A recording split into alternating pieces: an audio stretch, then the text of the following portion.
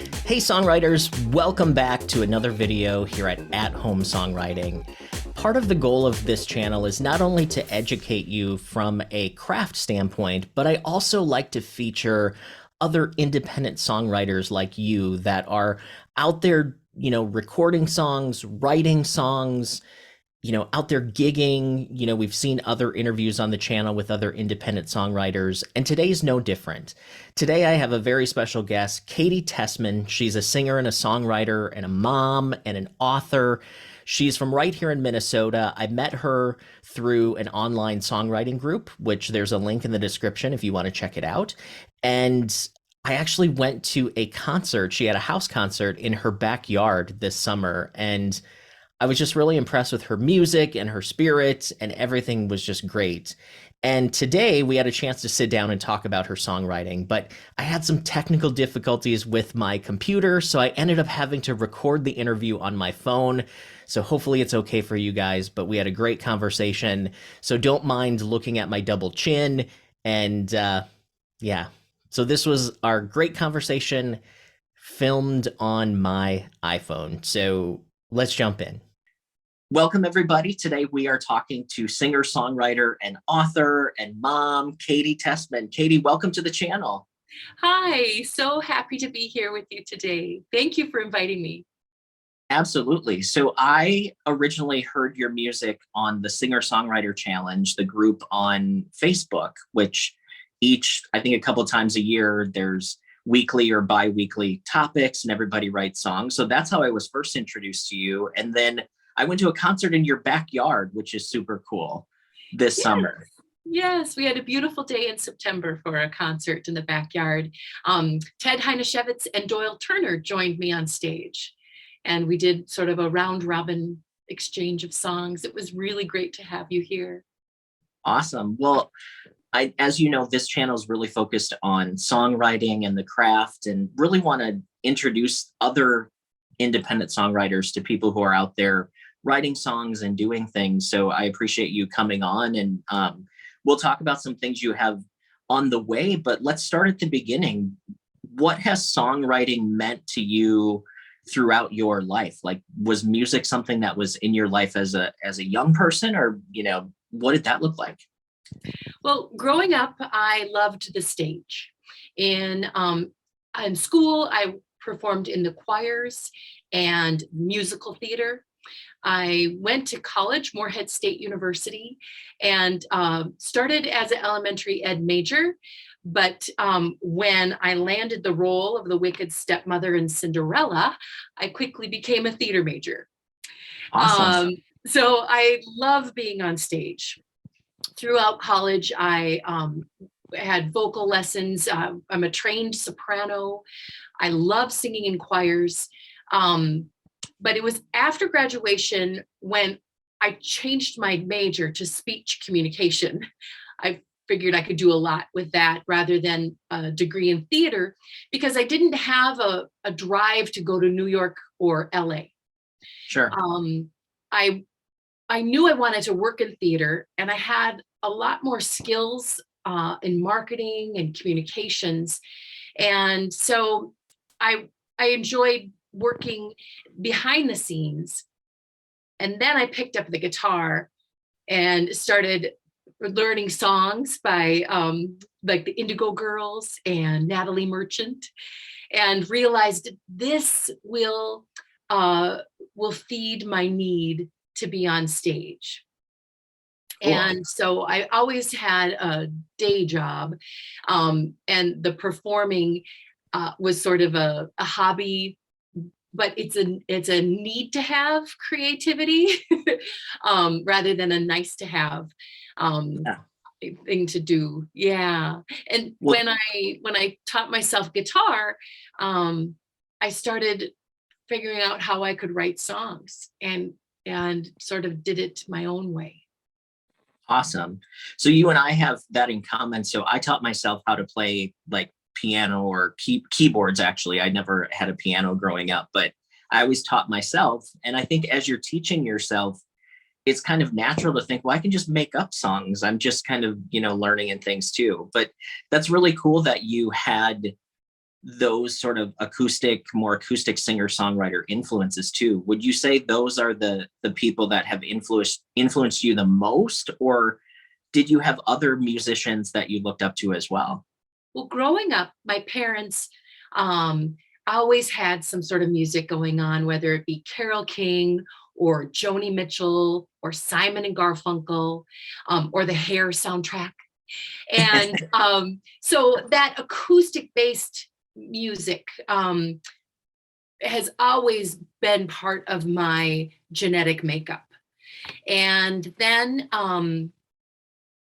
when I was in my early 20s, that's when I listened to the contemporary artists like Greg Brown and Sean Colvin, and learning their songs on the guitar helped me learn how to imitate their music. So then I could write a song and then bring it to my friends and share it that way. And then slowly but surely finding my own voice and my own style. Um, I know you said you have a day job, which I do as well. I know a lot of us do, but I think music is really who I am. So it's awesome that you say, that it's kind of like you would consider it a hobby, but it's like you have to do it. So like hobby is not the right word. I think it's like we just have something else that pays the bills, right? I think that's how I look at it. It's unfortunate that our society does not allow artists to make a living being an artist. Right. But artists like myself need to share my creativity, my art, and I really enjoy doing that on a stage. Awesome. So you started teaching yourself guitar, you were learning other people's songs. Were you going out and doing gigs at this time, or what was that evolution? Um, well, I had a core group of friends, and variety of us were playing guitar and sharing things that way.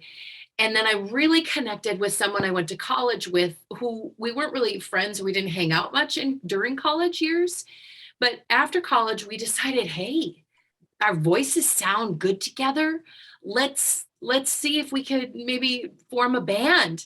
And we played as a duo at a coffee house for a couple of times, and then we met a guy that plays bass, and he was really cool. Remember, I'm like 24 years old, and yeah, so we we added a bass player, and then hey, we need a drummer, and we went through three different drummers, but our final mix of members, we recorded an album together. Our band was called Joe's Elevator, and our album release party was at the Fine Line, and we performed for a full house. It was so wonderful, and just Awesome. like just like everything, it came to an end.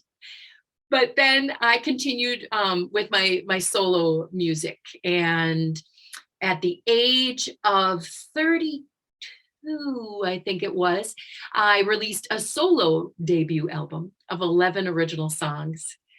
And Awesome. then, like a year later, my first child was born. So my early years, for about 10 years, I was performing, whether it was a duo or with a band or my solo project. It was wonderful. I went on two different national tours, and full of really fond memories. Do you feel like your songwriting process and how you write songs has changed over the years, or what's been that evolution for you? Well, when my first child was born, I put a pause on my singer-songwriter career, and focused on being his mom. And then 3 years later, my second was born. And so I had a lot of time for the children, and I loved it. So my songwriting totally stopped. And now we're going to fast forward 20 years, and the songs started coming back. It took 20 years for me to feel like I could sit down and focus. And it's a strange thing when the muse hits. You don't choose your muse, Sure. and it's hard to pinpoint what it was that started being able to write songs again. I'm sure it had a lot to do with my kids being independent, older, and all of Yeah. that. But you know, when the pandemic hit, the world changed, and everything paused and slowed down. And I think that's when I kind of had the opportunity to try and to write more. You know, for the 20 years, I had always had music in my life. I taught early childhood music. I did lots of different things that way, but no new songs, like songwriting. Um, but when people were able to express themselves of how they were dealing with the pandemic and all of the grief and all of the terrible things that were happening in the world, I realized that talking about the hard stuff made everybody feel better. And we all have more of a sense of a community. And so my songs now are much more about the tough stuff than the songs that I wrote when I was in my 20s and early 30s. Though looking back, I kind of giggle at myself with, oh, another breakup song, or Katy didn't get her way. You know, now I feel like I'm much more wise. I've lived a lot. I've gotten through a bunch of junk, and sharing that with people, I think, allows us to be able to talk about tough things. And when we can address really hard things together, we feel closer together. And when people feel closer together, there's a lot more love in the world. Absolutely. 100%. So what does your songwriting process look like? Do you have a certain way that you sit down and write, or how does it come for you? Ah, good question. And as you know, there is no recipe for how a song will come. Joining the singer-songwriter songwriting challenge on Facebook has helped sort of um, allow myself to have the time to write songs. So having a deadline helps a lot. Having a prompt helps. And having a community of like-minded people helps. And I love a challenge. It's fun to participate. And so when I started the challenge in just here in 2022, it was in January that I started. But like I said, during the pandemic, songs just started to come. So I have a prompt or an idea, and usually I need to move my body outside. Interesting. So yes, going on a hike uh, really helps me a lot. Get some words flowing, ideas, maybe a little hook in my brain, and then I use my cell phone and do like little voice recordings. Then I come home, I pick up my guitar, and I try to find the little melody that I might have written. And then it's usually not working at all. And then I listen to what I wrote on my hike, and then I laugh at myself and go, that was not very good. And then somehow, like there's the positive self-talk, and then there's the negative self-talk. And then I just mush them together, and then I spit out a song. It's odd. Is guitar your main instrument then? Yes, and I also play mandolin. Oh, awesome. And so I I know the cowboy chords, and I tend to have similar sounds with when I'm strumming a chord progression. So switching over to mandolin helps me be inspired to write something that sounds a little bit more about what I want to convey. So most recently, I wrote a lullaby. It was a bonus prompt with the songwriting challenge. And I wrote it on mandolin. And of course, I wrote it in a waltz, a little 6/8. And the mandolin helped the sentiment of the song come through rather Cool. than on the guitar.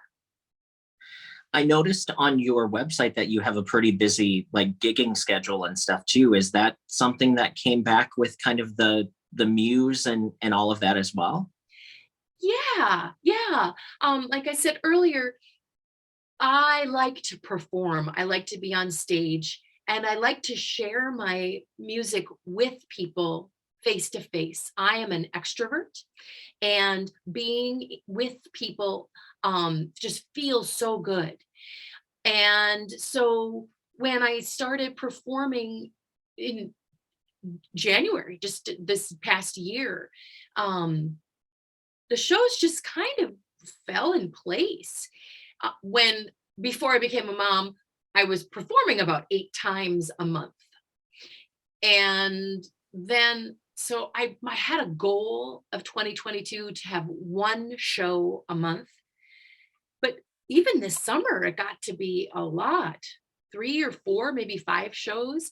And some of them were showcases where I only performed 15 minutes. And some were 3-hour shows at the tavern in Sauk Center. So it's it just is kind of falling in place. I have criteria of saying yes or saying no to shows, but it's usually yes. Cool. Yes. How has being a mom and raising kids, how do you think that has affected your songwriting? Besides taking a break from it, obviously. Well, identity is a big part of my songwriting.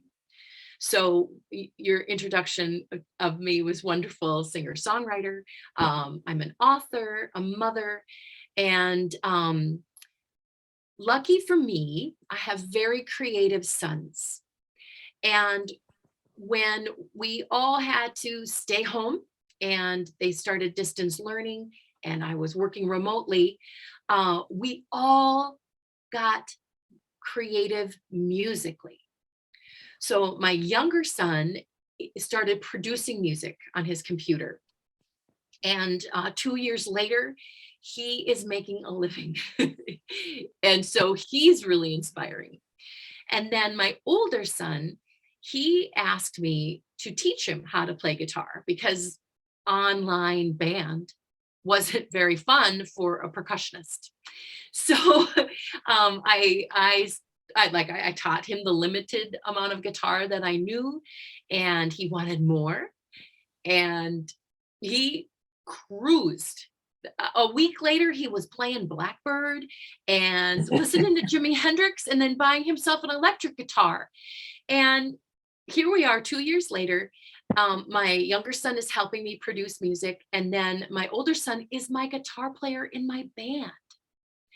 Who's So, who's awesome, by the way, because at the concert I went to in your yard, which by the way, your little like patio deck area is perfect for a stage. I hope you do that again sometime. That was yes, awesome. yes, thank you.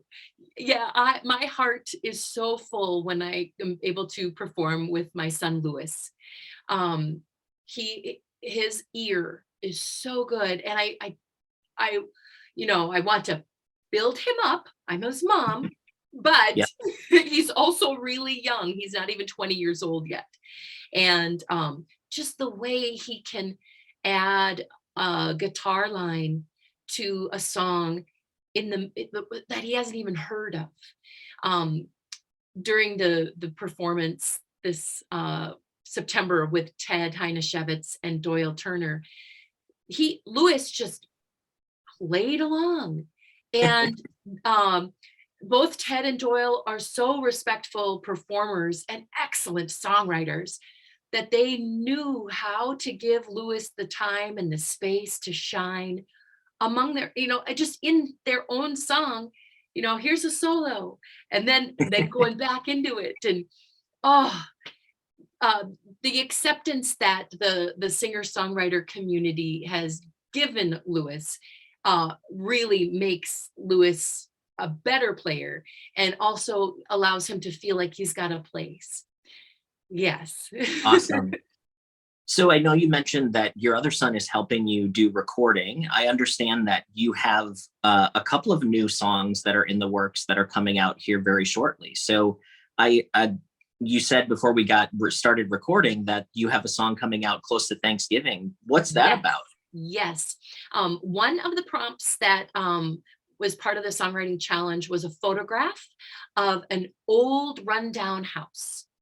And the song that I wrote has become this wonderful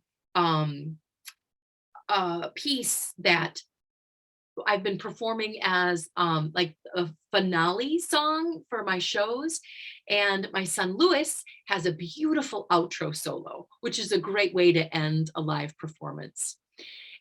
He just formed a new band. So now he's in two bands, and I recorded it with his band. It's called Burning Blue Rain. So my song, There's Always Room, will be released around Thanksgiving in a few weeks here. And I'm really excited about it. I've really enjoyed working with these young men and recording it. They're 18 and 19 years old, fabulous players. And then lucky me, my 20-year-old neighbor from behind my backyard, he is a up and coming film director. Oh, And he cool. reached out to me and he said, I'd like to do a music video. And I said, yes. So that will be part of the release of the single. And it's a really exciting time for me as a mama. And then these young men I'm collaborating with, and they're able to put something out that's professional, and it just feels right to do it that way.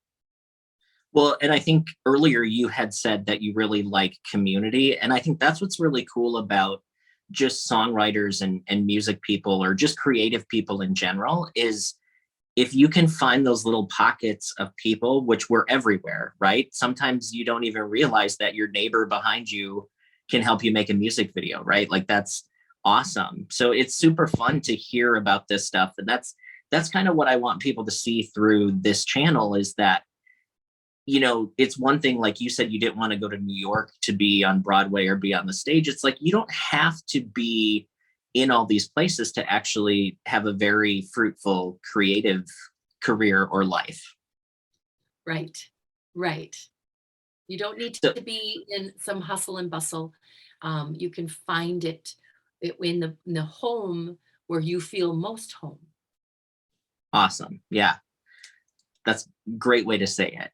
So is the video then, is that coming out the same time as the song is going to be available online, or what's that timeline like?